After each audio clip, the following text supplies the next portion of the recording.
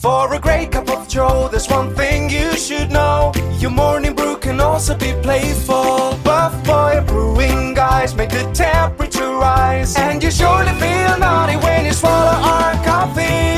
If you want some real heat, give your mouth a fine treat. You will want some more, rest assured. Buff Boy Brewing, you can't get enough of. It's time for The Scribble, your weekly fix of celebrity chats, bizarre stories in the news, and basic random chatter with best-selling author and syndicated radio host Jeremy Bradley. Make sure your seat is in the upright and locked position and your barf bag is securely in place. Here's Jeremy Bradley. Thank you very much, Larson. Jeremy Bradley here. This is The Scribble. Oh, you know what we're going to kick off the show with?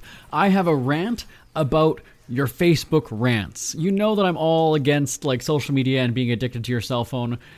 There's very, very passive-aggressive messages people are posting. I'll tell you about that coming up in just a little bit. And then also, I injured myself. I hopefully there's time to tell the story. I'll tell you about that. And then I've got another thought about dating apps. Again, this is something else that I've talked about many times before. Anytime that I hear about somebody using them, or I hear about their, horror stories or whatever it is, and I said horror, not horror stories, it kind of always just sort of makes me think, let's put things into perspective on these dating apps. So there's lots to talk about. Once again, it's 30 minutes of time-wasting fun, and it starts on The Scribble right after this. Who are the Kardashians feuding with now? What did that little thug Justin Bieber do this time? Who's getting hitched? And who's headed for Splitsville? Hear the latest celebrity news and gossip every day on Entertainment Wrap-Up. The good, the bad, the ugly, but mostly the ridiculously hilarious. It's all recapped in this daily segment at entertainmentwrapup.com. Have a laugh at the expense of the rich and famous when they take themselves way too seriously. It's 3 minutes of time-wasting fun at entertainmentwrapup.com. Check out Entertainment Wrap-Up at entertainmentwrapup.com. Brought to you by Speak Free Books. Jeremy Bradley here, back on The Scribble. I've said many times on this show that I have no interest in social media, and that's got to be terrible. I'm a broadcaster, I'm a newspaper columnist, I'm in the media basically, and it's almost expected that you're tuned into all these different social media channels and platforms and things like that, right? I honestly, I don't give two shits what people are doing, and I said this on the show before. But I always get a kick out of people who just overshare on, mainly it's Facebook, but I guess sometimes you see it on Twitter, but it's more Facebook, where people just will go on this paragraphs of a rant, and you see it a lot with Corona, right? When the whole shutdowns, you see everybody, I'm sick of being cooped up in the house. If people would just wear their bloody masks, blah blah, like those rants. Yeah, okay, fine. But I've told a couple of the stories on here too, where somebody just has an issue with their boyfriend or whatever it is, and just roasts them, or they get a divorce, and then they just they rally their friends to back them, and it's just this weird, it plays out publicly, and I just don't understand that. So there was a post. Now here's the deal though. This post is from a while back. I didn't want to go, just in case the person's listening, right? Like, it's very awkward. Now, obviously, well, even if time has passed or hasn't passed, they're still going to know it's them, right? I mean, I guess I didn't have to wait for this. But here's the deal. So there was one post that said, "I've never felt so rejected by family until now." That's all the post is. What do you believe this person is going for with that post? I believe, now this is all speculation, I didn't ask, but I believe you're wanting one of two things: to get sympathy and, support from the random, strangers that you have on your Facebook page, or passive aggressively, you're trying to make a point to the person that you're, rejected by family. So either it's a family member or group of people, I don't know. So you're trying to take a shot at them, hoping they see that post, right? That's really the only two things. You want your friends to back you and think those people are assholes, or you want those assholes to see your message and, I don't know, maybe reach out to you, maybe make things better. Like, I don't really know. So what happens is the person posts that, and naturally, as you would expect on Facebook, everybody is like, oh, I'm here if you need to talk, right? Because that's what people are going to do. And then a week later, there's this update, which is longer. So you post this one sentence, I've never felt so rejected by family until now. It sparks a whole shitload of interest. If it's directed, now I'm not too familiar with Facebook, but I believe that you can just pick certain people to see your posts, right? You can just pick a group of people or whatever it is. Then just post it for those people. It's like, I'm trying to think of an example of, did you hear my neck crack just now? That's how old I am. When my grandma died, from corona, I didn't do a big, oh, you were the best grandma in the world, and do a big, I simply just posted a picture of the two of us. Now, again, the reason being is that my family and then friends and colleagues or, whoever's close to me is already going to know that outside of Facebook. Like, they're going to get the phone call from me. Like, we're going to have that discussion. And so there isn't a need for me to do a big announcement. And our circle of family and family adjacent, friends or whatever it is, they're all going to know the news anyway as well, right? I don't need to do this big glowing tribute to do this big announcement of her death. And I also just don't really open up about things like that on social media, and I never have. Probably the deepest one would be when my dog Basil died, which was kind of my really sort of one emotional thing. And the only reason that I did that was because my dogs, Ernie and Basil, over the years became characters on our radio shows and had endorsement deals and photo shoots and their own line of greeting cards and things like that. So in that regard, it's not like I can just go and say, well, Basil disappeared. Oh, he's gone to the farm, right? Like, you sort of have to do that when it's a public thing. And that's just one of the issues with involving your dogs in your work. But anyway, so my point is that I don't go deep.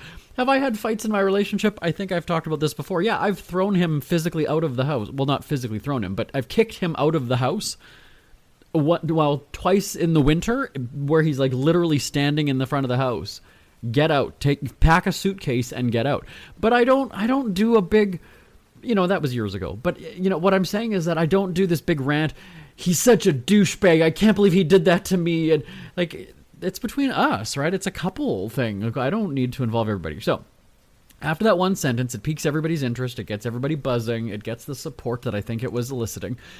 A week later, there is an update. It says, I just want to clarify that this is not about my immediate family. It is about certain individuals who, instead of dealing with a matter maturely, decided to ignore it like the matter was just going to disappear. There's more that I would love to publish for everyone to know, but there's too much. I'm tired of all of you for ganging up on my family and treating us like we are inferior to you. The amount of disrespect is absurd, and I can't believe that I used to look up to you. I posted this because I'm tired of feeling like trash for not being able to defend my family.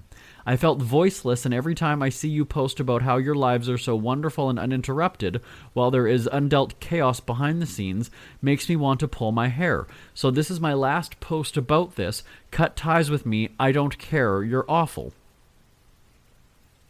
Again, could this be a direct message, maybe? Could this be a group family chat? Could this be... I don't get it.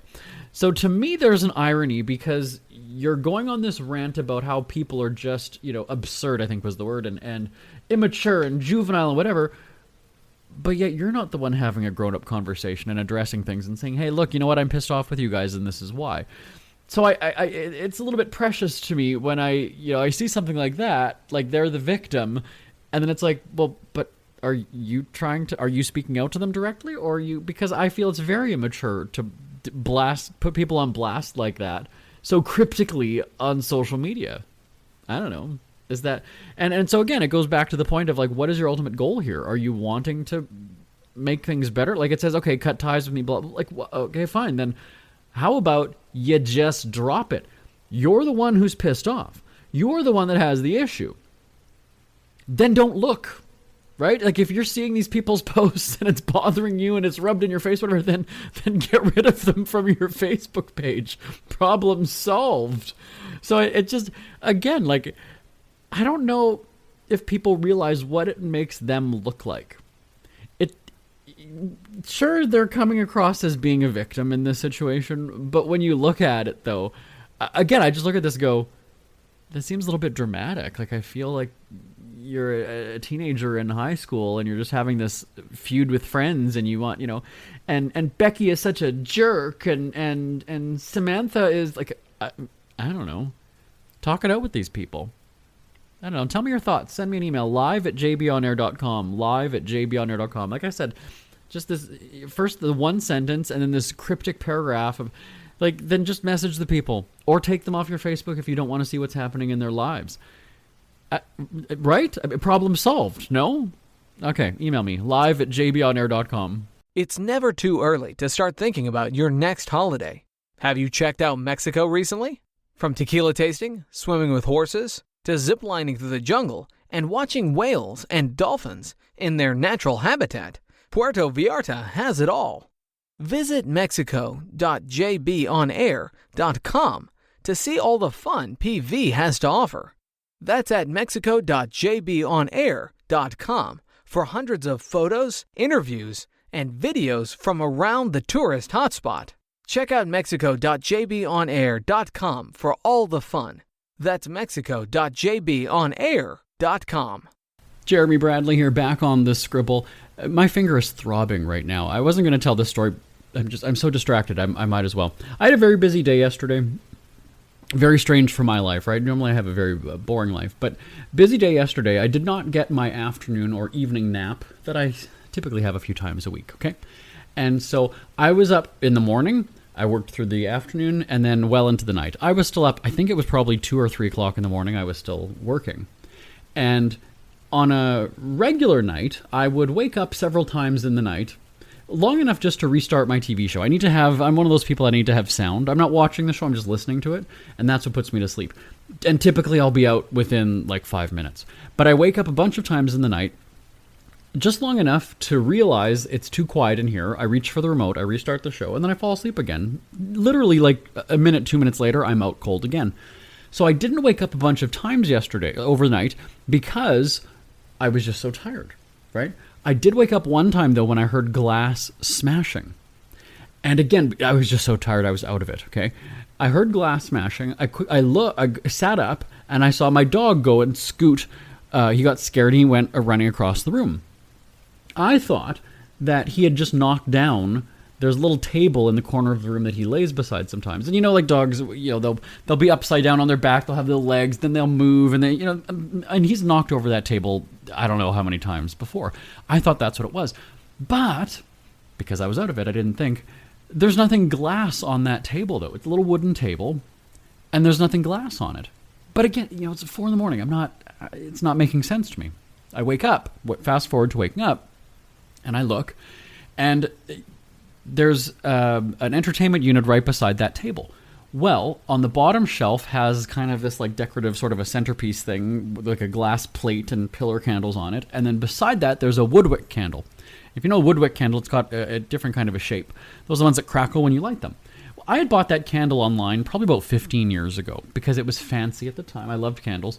And I was going on a trip. I was flying to Calgary, and I had a very, very expensive hotel suite booked. And I was thinking, like, I'm going to live, like, the baller lifestyle for a few days in Calgary. So I took these fancy candles and bubble baths and whatever. When I got to the hotel and I put my suitcase on the bed, there was glass jingling. And so I went and I looked. I thought it was going to be my bottle of wine. It was not the wine. But it was this candle. But only one side of it. And, I mean, it was still usable. It wasn't completely destroyed. But there were pieces of glass that had broken off. Really only on the one side of it. So, fast forward now, it's kind of just a decorative thing on the bottom shelf. If you have it turned, the broken side is at the back, so you don't really see it. And I guess he had knocked this down. So when I go and I pick up some of the rocks that were on the floor and on the shelf, on the bottom shelf, I all of a sudden felt this slash on my middle finger on my right hand, and it was right beneath the fingernail. And it felt like a paper cut, really, is what it felt like. And there was no blood right away. I was just like, okay, well, I just scratched myself. Okay, no biggie, whatever. Picked up the rocks. Then, as we were going down the stairs, I feel something running down my finger, and I look, and I'm like, I am gushing blood. Isn't it weird how you don't start to bleed right away? even though you've cut yourself, the skin obviously is now open, right? But I don't start bleeding right away. It takes a moment. And then I was just like, oh my God. Now, the great thing about our house is that the stairs coming down, if you just keep walking straight another 10 steps, you're right into the bathroom. So I didn't have far to go. It's not like I was trekking blood all over the house, but I certainly did get it on the stairs and then to the carpet leading up to the bathroom. And I go and I wrap my finger in, I just grab toilet paper quickly. I'm not talking like I'm gushing blood where it's like a murder scene, but there's still blood. I just grabbed toilet paper, wrapped it around my finger, and then carried on about my day. It wasn't in pain at the time. It was fine, just carry on. So then I go, I let the dogs out, I feed them. I go and I unwrap it thinking, okay, well, the bleeding must have stopped by now, right? It did not. It was bleeding for about 45 minutes. And so then I was just kind of like, well, this is really weird. Like, I don't think it's deep enough that I need stitches. Like, it's just, I don't know. It doesn't hurt. There was really no pain at all. And it just hasn't stopped bleeding. So then I'm kind of joking with people I text. I take a picture of, my finger, the toilet paper just covered with blood. And so then I, like a good son, I text my mom just to give her a bit of a scare. And then I don't answer her 2 calls when she immediately calls me back. Because I'm an asshole, I am. And so I texted to some colleagues, to some friends. I was just like, how long before you go to the hospital? Just joking, because that's how I am. So then I finally called back my mom, and she's like, put compression and, keep it elevated and all these things. And so then I was like, I'm going to have a good time with this. So I ended up taking pictures. Once it eventually stopped bleeding, I took pictures of basically me giving the finger, right? Because I took a picture of me holding up just the one finger, but you're seeing an injury, right? So it's not like, and I've got this big smile, and then I just text everybody. I'm like, all better. And then several people had called me just to see, how I was. And I was like, no, I'm fine. Everything, it's all right. And then there were some people where I was teasing them going, no, I mean, the blood hasn't stopped, but I think I'm like some slurring my words, and for effect, and everybody's laughing, like, oh my God, you're being so dramatic, whatever. So then, when I was called dramatic, I took it one step further, and then I went and got, like a scarf kind of a thing from the dollar store, like a wrap, and then I went and got some gauze and a very big bandage. Like a knee bandage kind of a thing. And I ended up going and now wrapping my head with this gauze. I put my arm in it as a sling, into like the scarf kind of a thing, as a sling, and then I had my hand wrapped. And then I texted everybody back and I was saying, I'm a survivor. So then I got no sympathy from anybody at that point. People were just like, okay, now it's a little much. And I thought, well, I got to have fun with it, right? I've at least got to laugh. I've got to, have some kind of humor with this. And so that's what ended up happening. But fast forward now, several hours later, now my finger is throbbing. So the bleeding has stopped, but the pain has started. So I don't know. Would you rather have the bleeding or the pain happening? They didn't seem to happen at the same time. I would just, even if you're bleeding, I would change the toilet paper, change the Kleenex, the Band-Aid, whatever it is. I'd change it every few minutes, but the pain is what I don't care for that. I don't know who would care for pain, but anyway, what would you prefer, bleeding or being in pain? live@jbonair.com. I'm very fortunate that I don't get injured. Things just don't happen to me. I don't get headaches. I don't get stomach aches. I don't get, pains in my body. I might have like a sore neck here and there, but I'm saying like actual pain. I've been very fortunate. But now that I've gone and jinxed it, and I'm looking forward to what's going to happen to me over the weekend. Oh, crap. Here we go. All right.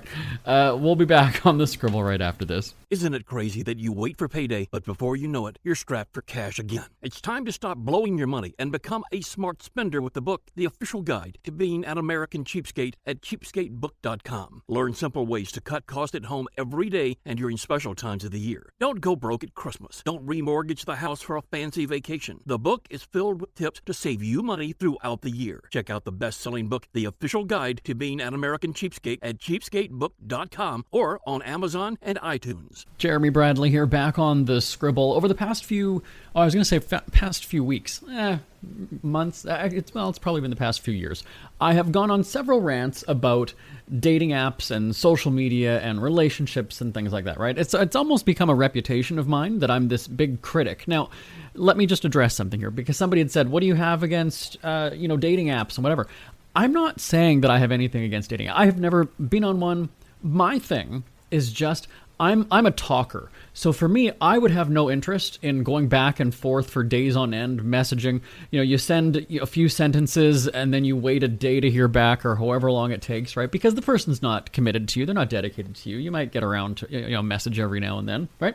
So my thing is I still appreciate meeting people in person. Now again, full disclosure, I'm not single, and I met my person through my syndicated radio show. This was through emails back and forth. He lived in Brazil, and then over the course of months of emailing the radio shows, the emails got longer and longer. I've told this story before. And then we eventually meet, and, happily ever after. Happy ending, if you want to call it that way. And so I've got nothing against dating apps. Like, I'm just fascinated by the whole thing because here's why. I have middle-aged female friends who are all about these apps and are using them for one particular reason, which is to start something serious, get to know somebody. And then I've got somebody like my cousin who, he's 20. Oh, I'm going to get in trouble now. 22 or 23. He's in his early 20s. That'll make it easier. And he's using it for something completely different than these middle-aged women. Now, again, we're talking different gender, different generation. I get that. I'm not saying that they would be the same.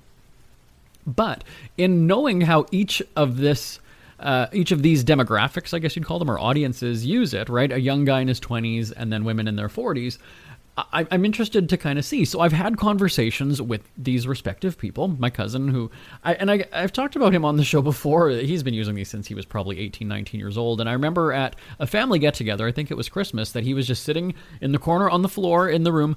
Everybody else was around, and he's got his phone. And remember, I wrote a book called Put Down Your Damn Phone already. So for me, I'm kind of like, okay, what's the deal? You know what? You're at a family get-together. Like, pay attention, you little bastard. And so he was scrolling through and messaging back and forth with girls. So I wanted to see, what he was doing, his interest, like what kind of girls is he attracted to? He had never brought any girls to a family get together, so I don't know. Does he like the the busty blonde? Does he like the bookworm who's modest and shy? Like I don't know. So I'm scrolling through and I'm just like, oh, okay, he's liking the I don't even want to say that. How do I say it without getting just hate mail? They look like hoochies, I guess my generation, you'd call them hoochies, okay? And so it's kind of like, all right, he's definitely got a type. And then when it comes to those female friends that I was talking about, they are very serious, right? They put a lot of time and effort into, crafting messages. There's excitement about, waiting for the next reply or what have you. And I respect that. All I've said is that it's not for me. I'm not saying that it's stupid to meet people and they're all liars and blah, blah, blah. I've never said that. But I'm of the mindset that I think that if you're having an expectation on there, and that's where I feel you're setting yourself. It's sort of like on The Bachelor and Bachelorette, where the people feel like, well, this is the pool that I have, so it's got to be one of these people.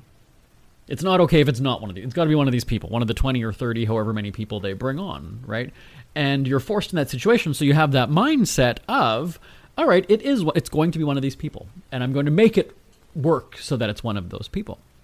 And I think on dating apps, like to me, there's an expectation there. There's an expectation there, from what I understand, that people aren't there just to make friends. Maybe there are some, but the thing is that you write somebody off right away, and that's kind of where.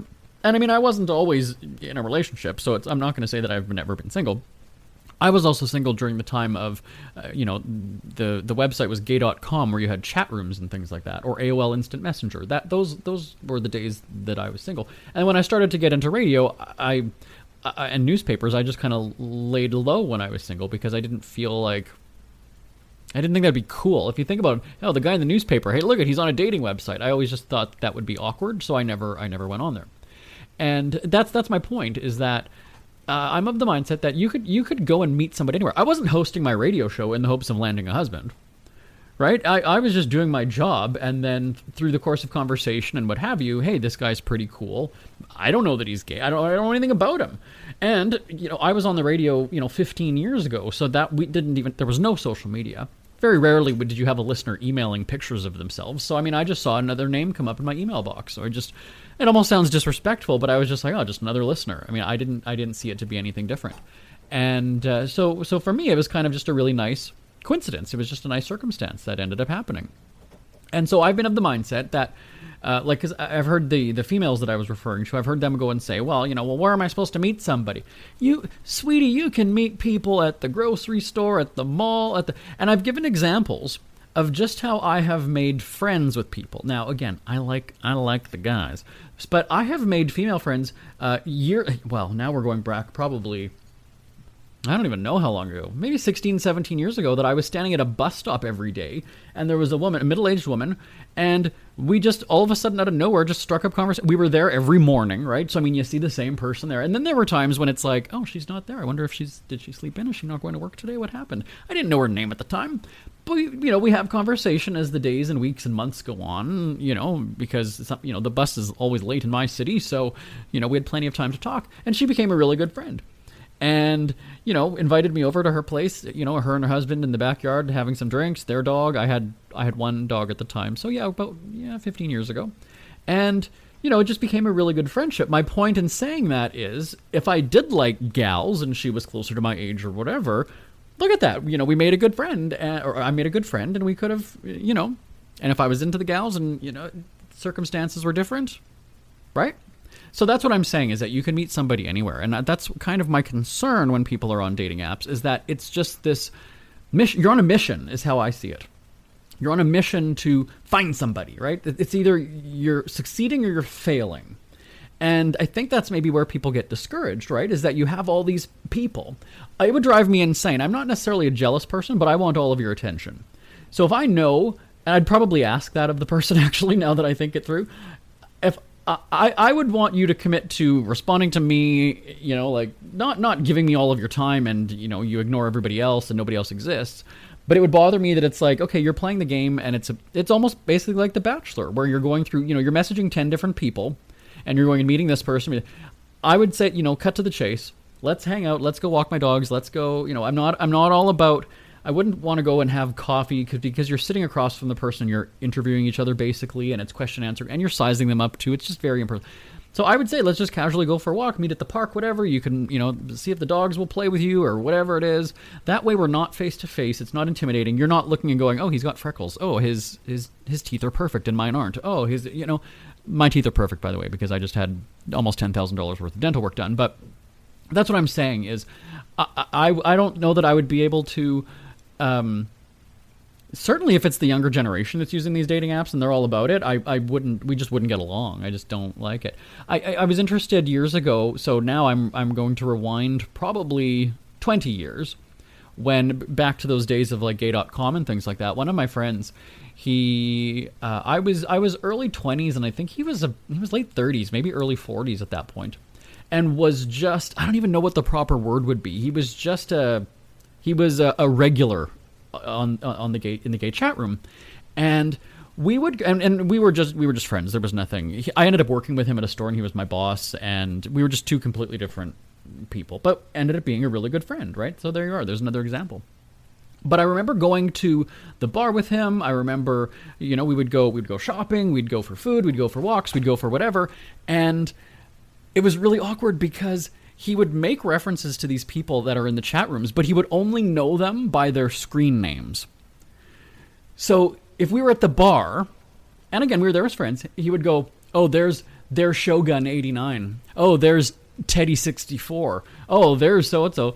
And to me, I just sort of felt slimy because I was like, you know them all by code names almost, right? Like it's almost just, like, I don't know. It just seemed weird to me. It's like, do you have nothing else to do? Is that all you do? Is you just know everybody and you don't even know their names? So what sort of discussions do you have with them? Like so that's where it never panned out for me. But yeah, I was always of the opinion that I could meet somebody at the bar. Yeah, back in the day when you had a nightclub, right? You'd go dancing all night, you'd buy drinks, you'd, see them from across the way, you'd strike up conversation. It wasn't about going onto your app and going, are they on the app? Because I'm too chicken shit to go and talk to them. I would have no problem going up and saying, hey, how's it going? Or even just like grinding up against them and dancing. That was my personality. So, dating apps, great. I've seen enough of it to kind of understand, you basically judge the person on the one photo and then you swipe. It's again, very people's choice, right? You can whittle it down. They'll give you 100 profiles and pictures and pages of people to look at, and you whittle that down literally in a few minutes. And so that's also kind of where it's like, wow, you just write somebody off based on one photo. So anyway, tell me your thoughts. I don't even know what my point was on this one. What was it? It was just to say, I don't know. Send me an email, live@jbonair.com, live@jbonair.com. We hear you chirping. Get scribbling. Tweet up the Scribble at The Scribble Show. Join the discussion with Jeremy Bradley. It's all going down right now on Twitter @The Scribble Show and @thescribbleshow.com. Another one of those weeks where my rants went too long and we're out of time. My name is Jeremy Bradley. This is The Scribble. Bye-bye for now. Want more Scribble? Check out thescribbleshow.com for past shows, celebrity interviews, cheapskate tips, and more. That's at thescribbleshow.com and on Twitter @thescribbleshow. The Scribble is a speak-free media presentation. If you want some real heat,